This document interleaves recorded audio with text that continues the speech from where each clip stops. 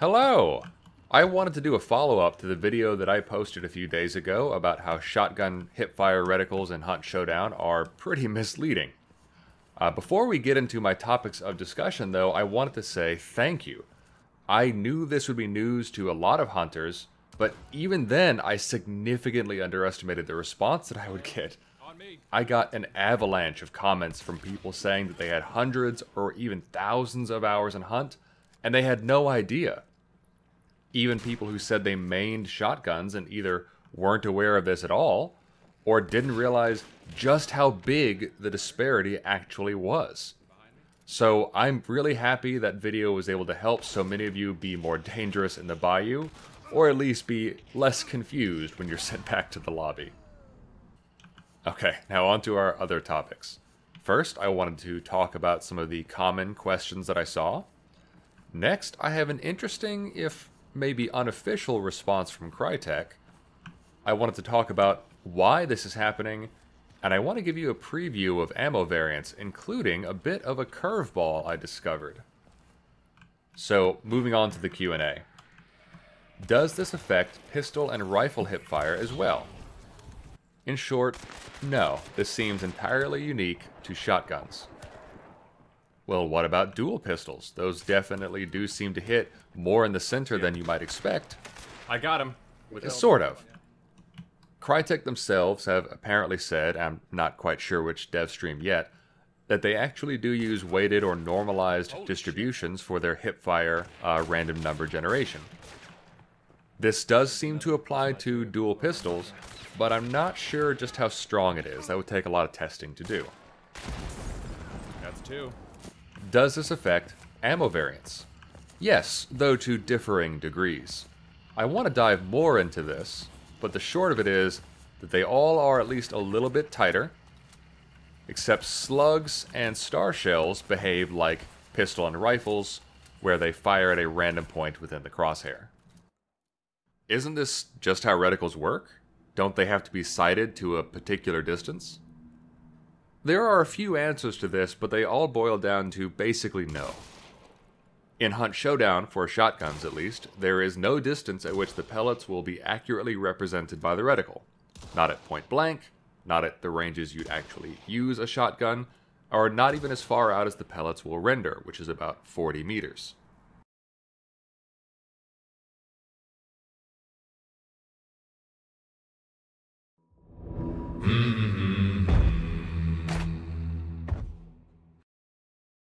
But isn't it a cone? Doesn't that mean it can only be accurate a certain distance away? I've seen a few people ask this, but actually it's precisely because it fires in a cone that it can be represented as a circle of constant diameter. Again, this is exactly how it works in other games, as well as how it works with pistols and rifles in Hunt Showdown. All hipfire is a cone after all, not just shotguns. If this is hard to visualize, consider this tutorial by Reed's channel on making accurate reticles in Unreal. As you can see, the reticle can be completely filled by pellets and be accurate at all ranges. Things that cross into the cone can be hit, and things that don't, can't. I'm still reading up on this, but the short version is that this is just the mathematics of conic sections in action. All that aside, it's just unambiguously misrepresentative at the ranges at which you would actually be using shotguns. Isn't this the same thing that happens in Apex Legends? I think both yes and no. There is a difference in the reticle and shot patterns in Apex Legends, and I have to admit, going back to the shooting range, I was surprised that that difference was a bit bigger than I had remembered. However, I think there are a few things that make this at least arguably a difference in kind as opposed to a difference in degree. For one, Apex Legends has very visible and easy to track tracers. It also has a very dynamic hit report that makes it very easy to get feedback on each individual shot and learn as you go. Apex also uses regular geometric patterns for their shot, and while it wouldn't be out of the question to have a oval or figure eight that more closely matched the EVA, for example, I do think it'd be a little visually jarring to have a star pattern, so I give it a pass on some of these not directly matching.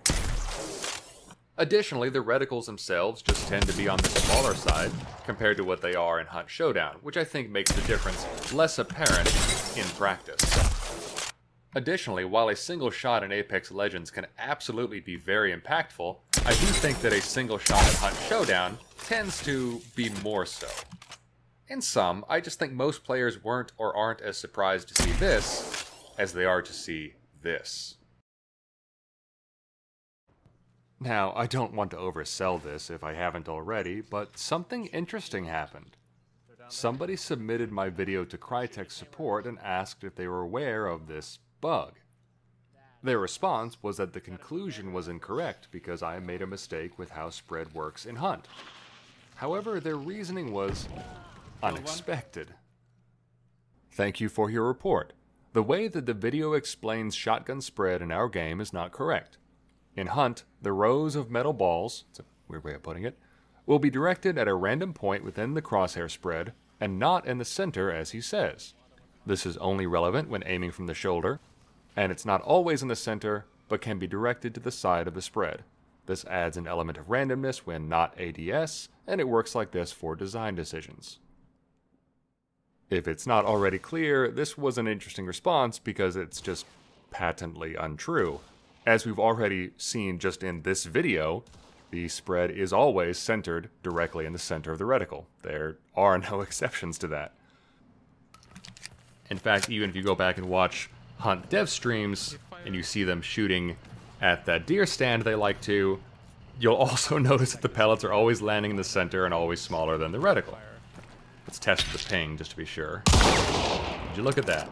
Let's test with another ping just to be sure. And finally, let's do a test out in quick play just to make sure that there's nothing different about the training environment as opposed to a live server environment. I unfortunately rolled in with the worst shotgun to test because it's the one that comes closest to the reticle to begin with, which is kind of not what I'm proving. God, why'd I have to roll in with the damn Lamat? This is what I want. Here we go. Alright, please nobody kill me. I'm just a humble tester.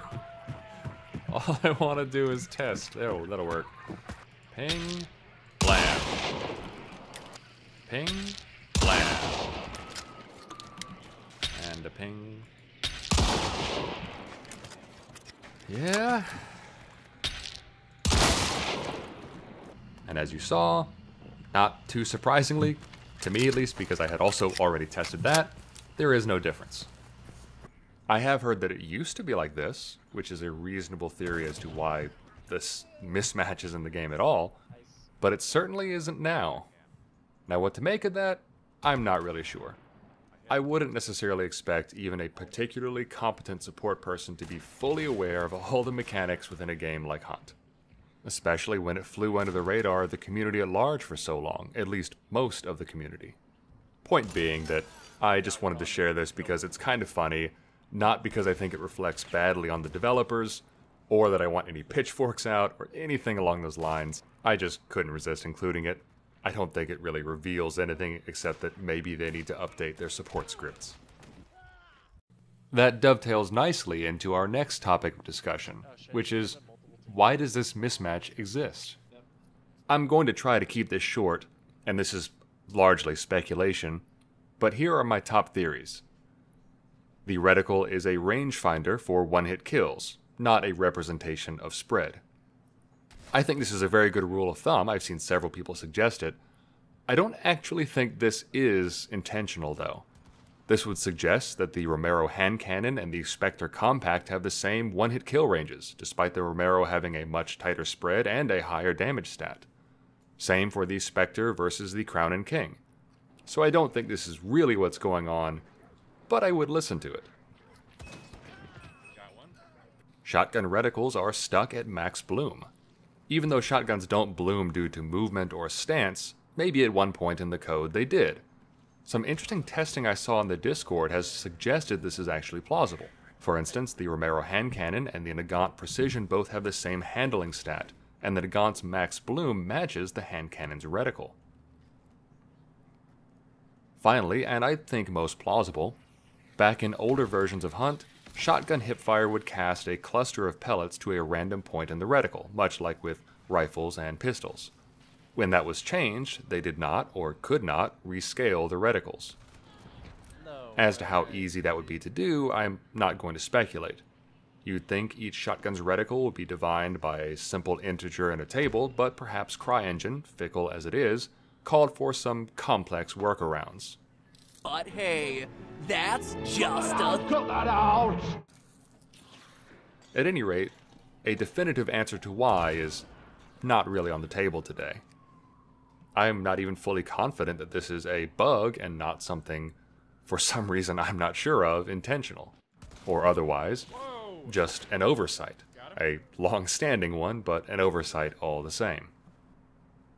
Next, I want to do a very quick preview of using variant ammo, because that is one of the things that I would like to do for a follow-up video.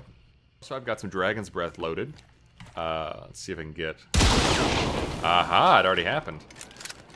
Dragon's Breath has hit me with an interesting curveball. So as you saw, most of the pellets hit here, and the first couple times I was testing this, I thought those little flyaways were just a visual effect.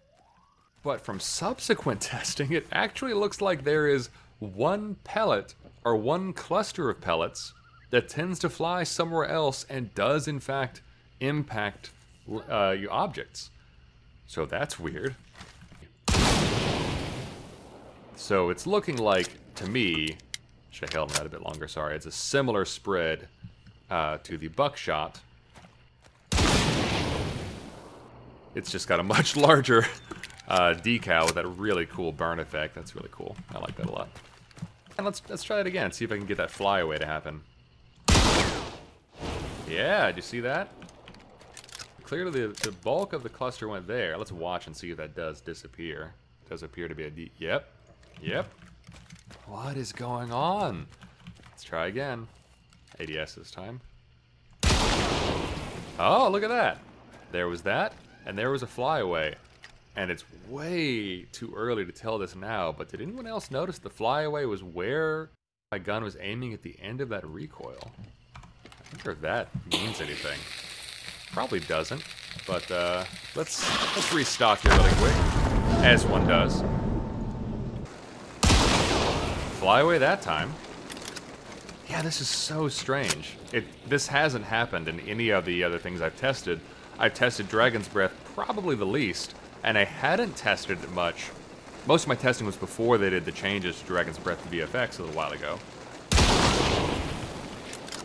Yeah, we're testing right now to see if there's the flyaway where I'm aiming. I didn't see a flyaway either time. So definitely not where I'm aiming. Okay, more testing will have to be done there.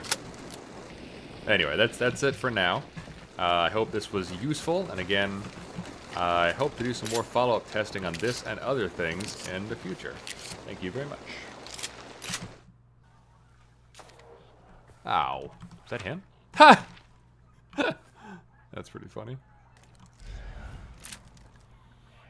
Hello? Oh, damn it. Let me just sidestep in the open and see how this goes.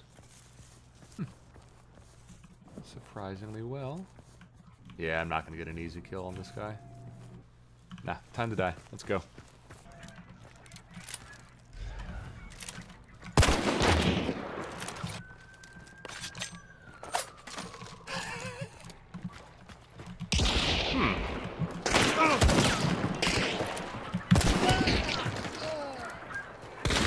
I knew that was going to happen.